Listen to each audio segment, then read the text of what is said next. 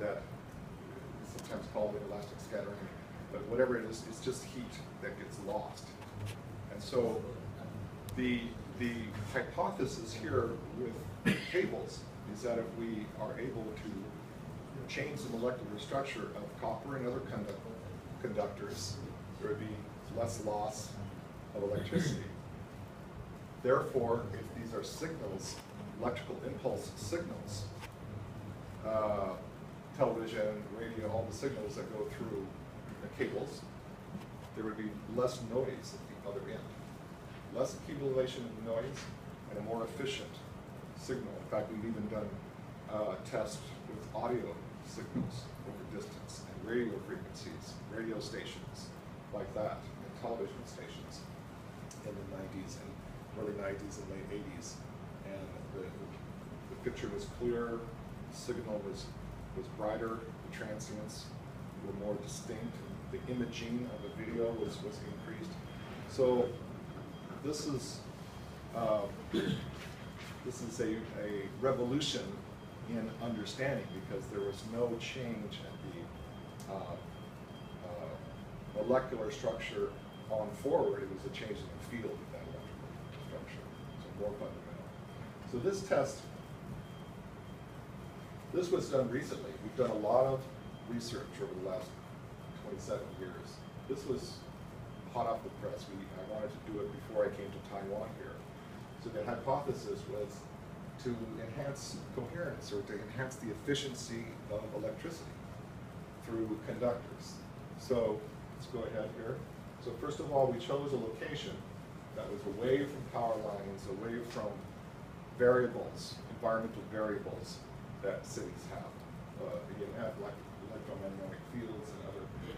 So my lab is right here. Took a picture from the window, and it's an isolated environment as much as possible. It's about an hour away from San Francisco here. And so we also took measurements. The overview of this test, you can read here quickly, but we look at the ambient electromagnetic fields at the test site, prior assessment of NPs. I'll explain this. It's an overview of the test next month. So, for instance, the ambient electromagnetic field measured right at the test spot where I showed you is very, very low interference here.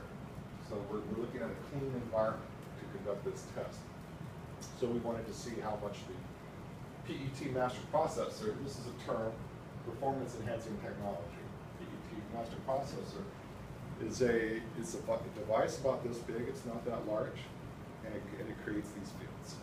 In short, that's what this term is referring to.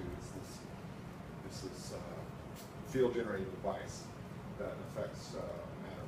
Okay. So the scientists that conducted this experiment, and I was there counseling them, they read all of our previous research, and basically the erratic, we did a test where two conductors here, probably copper, and there was a gap here of space, a DC source here, and a light bulb here, and a meter here on this side. So it's a standard high school electric test, except the voltage was way over it was very, very high voltage. And so you turn on the unit, and there's scattering here, intense random electron motion. It looks like this. You can see with your own eyes, scatter, scatter, scatter. A lot of loss of electrons because of that gap, because of the arc. The electrons are jumping over, most of them are being lost. We plugged in our unit here, the PET unit, and immediately the arc turned into this very coherent beam, this blue beam like that. So we wanted to make that a practical experiment, because this is a big thing, you can't move around. But they investigated, the scientists that did this test investigated that, and so now we're gonna try to emulate something in a small local environment which used gas discharge tubes. And this is another reference to the molecular structure of condensed matter and solid liquids being changed. We wanted to look at the dielectrics and capacitors and other devices actually. Okay. So this is just an explanation. There were 3 types of tubes used, master processor. We also use several capacitors with different dielectrics, okay, to test. Yep. There are the three types of gas discharge tubes we used in this test. This is the equipment. It's a power amplifier, frequency generator, lock-in amplifier, which is an amazing piece of equipment, oscilloscope, and temperature. 6 types of capacitors we use. There are the different types. You can read them quickly. Just identifying the kind of capacitors we tested. The protocol was to see this device under test. DUT electrical parameters for the device outside of the master processor, when the master processor is not on, and then the reverse, of course, and then different parameters. 5 minutes is the first test. So basically, we're looking at a baseline of voltage to jump that gap, jump the gap in the capacitors. Okay, we're measuring here. This was the second protocol that we used, and instead of 5 minutes, we let the capacitors and other components process for 34 hours. What we found is that there's a quantum jump that happens around 27 hours. And so we wanted to lock in that and compare it with the quick effects of the processor. Okay, remove. It's basically just describing a standard test with protocol. Okay. Okay, this is a picture of one of the gas discharges. Okay, so we have this on video, so you have to visualize. So there's a certain voltage, electricity. It's not enough to jump at this side. It's not enough to jump and light the neon.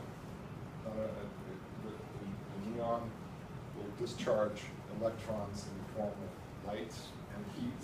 There wasn't enough. Next slide. And so now there's enough. And now it's lit. So that's kind of the idea. And so we want to look at how much voltage is affected by our master processor. If you want me to, you can ask questions, or if you want me to just pause, I'm here to, whatever you guys. Okay, where are we now? Let's see, placed. Back up one, Marco. Okay, so the next one. Okay, so this is a close-up of one of the areas of the PET master processors. And there's other things happening here. So place near testing, no glow, okay? Continuous glow. So these are baselines, measurements. Okay, next slide. No glow. Next slide, continuous glow. Okay. Next slide.